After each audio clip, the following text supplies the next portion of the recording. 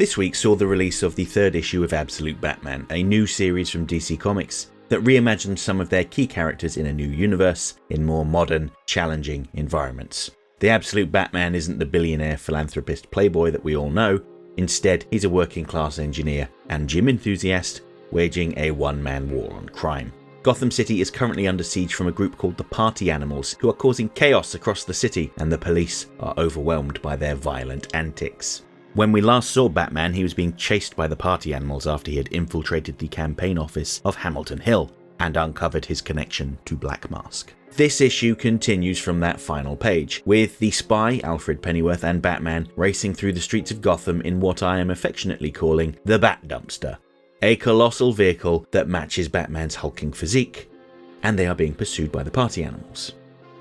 Alfred offers an alliance with Batman, saying that they can help each other achieve their goals. When he learns that Roman Sionis, Black Mask, had contacted Batman offering him a deal, likely in the realm of millions of dollars, he urges Batman to take it. This would allow him and his agency to track Sionis' money and help build their case against him.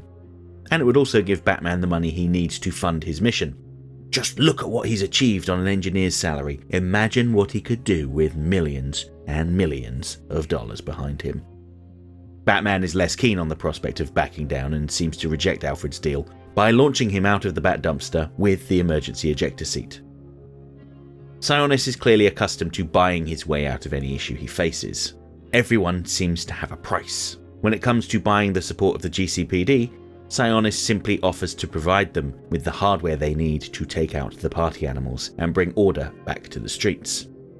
I must admit I was kind of surprised to see Commissioner Bullock accept the offer and back Sionis' mayoral candidate, the corrupt Hamilton Hill. I'd like to think that Bullock is playing them, mostly because Sionis is wearing a similar mask to the Party Animals, and Bullock isn't an idiot. He must know that Sionis is behind it. Sure, Sionis says that what's going on in Gotham will lead to a war if it isn't stopped soon. A war of his own making, I might add. But he is so obviously sinister, you can't imagine that Bullock would have the wool pulled over his eyes. And the way Sionis is presented in his meeting with Commissioner Bullock gives us a clear indication of his character. He talks to Bullock while exercising, having a sparring match with former prizefighter Bibbo Babowski, who he brutally punishes by breaking his arm, his ankle, and then chokes the life out of him. Bullock must know that Babowski is dead, and even questions if he's going to be okay, but is shushed up and ushered out of the room to discuss more details of his partnership with Sionis. Maybe in this universe created by Darkseid, Bullock is willing to make a deal with an obvious devil in order to do his job. Stranger things have happened. See also Batman Caped Crusader's murderous Harvey Bullock, for instance. Sionis has already poisoned the people of Gotham by paying them thousands of dollars each in cryptocurrency to become Party Animals, and we learn that Sionis is the one placing bounties on particular targets, with some worth more than others. Any Party Animals that take part in the attacks are automatically paid. The masks they wear are technologically advanced and aren't just intended to mask their identities. It acts as a digital wallet and is a device that sends out mission orders. And I find this idea of the power of masks and how people feel comfortable to act so long as their identity is hidden pretty interesting. It's depressing that most people will act barbarically when they are guaranteed anonymity, and I suppose the same is kind of true for Batman. See the part where he hacked the Party Animal's hand off in issue 1.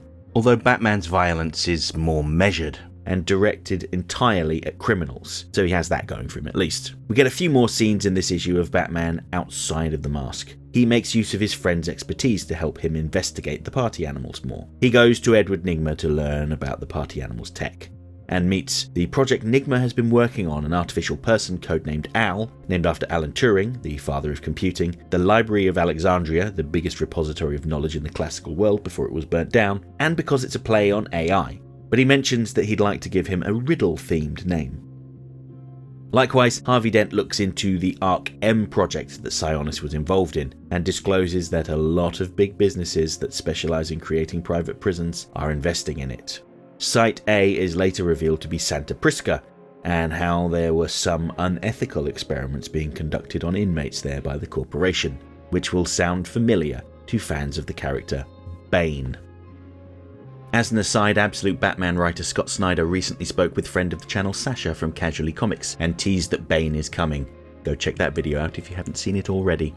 The fact that there's an Arc A, Santa Prisca, and that Gotham has been designated Arc M suggests that there are a total of 13 arcs spread out across the globe. Note that Arc M also sounds an awful lot like Arkham, so by this point the people behind the scheme are well versed in getting what they want. At this point, Batman realises the scale of the fight in front of him, and when his mother reveals that she's going to be acting as Deputy Mayor of Gotham, essentially putting a massive target on her back, he relents. And that's something very unusual to see in Batman. The mainline Batman always has a plan, and contingencies in the event that his plan goes wrong. But here, the prospect of potentially losing his mother and the colossal wealth of his enemies, who seem to be able to act with impunity, is just too much for him. And it's important to note that when he contacts Black Mask to accept the deal, he does so with his cowl off. Batman is larger than life, an unstoppable figure that doesn't back down, but Bruce Wayne feels overwhelmed and ill-prepared for this kind of fight.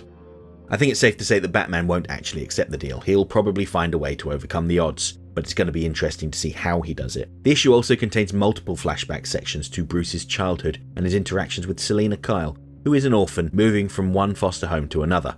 She suggests that the one she's currently in is particularly bad in terms of neglect and abuse potentially, but she wants to cheer Bruce up after his father's murder. While Bruce Wayne and Selina Kyle knowing each other as children isn't a new idea, hello TV's Gotham, their dynamic here is different. In some ways, she's teaching Bruce how to function after his trauma, dragging him out of his room to go on a rooftop run, and then a screening of Zorro, the film his father was going to take him to. Last issue showed how the young Bruce had isolated himself from his friends, but it was heartwarming to see them all there waiting for him in the cinema and forcing him to stay and watch the film with them. This is a stark comparison to the mainline Batman, who only had his butler for company. And as a final thought, I wanted to highlight the splash page title sequence from each of the 3 issues released so far. Issue 1 showed the gun of Joe Chill. Issue 2 showed Bruce being enveloped by bats in the enclosure. And Issue 3 shows Detective Gordon carrying Bruce to safety after the massacre. I wonder what Issue 4's will be. So yeah, those are my thoughts about Absolute Batman 3. Overall, I'd say the team is keeping up the quality and that the story hasn't lost any steam yet, now that we're midway through the first story arc. I think by now the frenzy behind Absolute Batman has leveled out, although sales are still very strong. You should be able to find it fairly easy at a comic shop.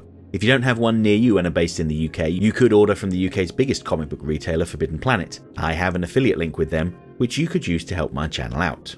At the time of uploading, they also have a very limited quantity of Absolute Batman #1 first prints, as well as issue 2.